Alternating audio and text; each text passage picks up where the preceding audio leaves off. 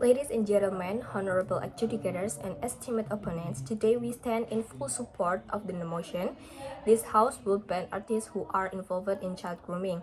Before we proceed, let us first define the key terms in today's debate. One is child grooming, refers to the act of building an emotional connection with a minor to manipulate, exploit, or abuse them.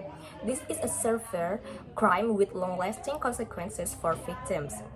Two is artists, refer to individuals in the entertainment industry such as musicians, actors, writers, and content creators who have public influence.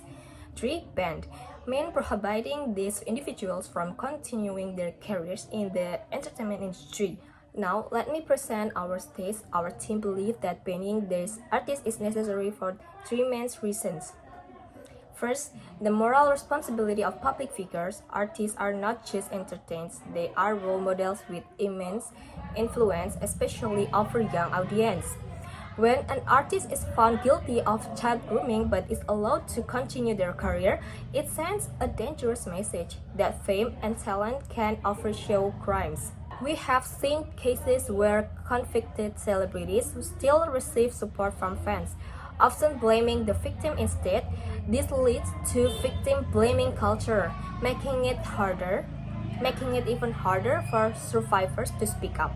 By banning these individuals, we set a clear precedent.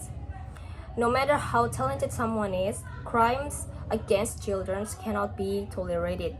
Second, protecting victims and preventing future crimes. Allowing offenders to remain in the industry increases the risk of repeated offenses. Studies show that child groomers often reoffend and their crimes are deeply rooted in physiological manipulation. Keeping them in position of power or fame gives them continued access to vulnerable individuals. Moreover, for survivors seeing their abuser continue to thrive in the industry can be deeply traumatic. It invalidates their suffering and discourages of other victims from coming forward. A ban ensures that justice is served not just legally but socially. Third is economic and ethical considerations. Supporting an artist financially means funding their platform, giving them more opportunities to exert influence. Even if we separate art from the artist, their continued presence generates revenue, indirectly allowing them to maintain a lifestyle built on exploitation. There are already precedents where social there are already precedents where society has collectively rejected problematic figures. For example, artists who were accused of sexual misconduct saw their movies, music, or endorsement pulled. This is not censorship, it is ethical accountability. In conclusion, banning artists involved in child grooming is not just about punishment. It is about upholding justice, protecting victims, and sending a strong message that fame does not grant immunity from consequences. With this, we proudly support the motion. Thank you. Ladies and gentlemen, honorable judges, and respected opponents, we stand in strong opposition to today's motion. This House would ban artists who are involved in child grooming. We fully acknowledge that child grooming is a serious crime that must be punished severely. However, we strongly believe that banning artists from their profession is not the right approach. Our opposition is based on three key arguments. First is the importance of the legal system. Every democratic society operates on the principle of justice. If an artist is found guilty of child grooming, they should face legal punishment, such as imprisonment or fines. That is the role of the justice system. However, banning them from the working in fields after serving their punishment is excessive. However, banning them from the working in their field after serving their punishment is excessive. This is a violation of double jeopardy, where a person is punished twice for the same crime. If we allow this, where do we stop? Do we ban the teachers, doctors, or athletes from ever working again from serving their sentence? The law already provides punishment, and adding professional bans in is an unjust additional sentences. Second, The potential for rehabilitation and redemption.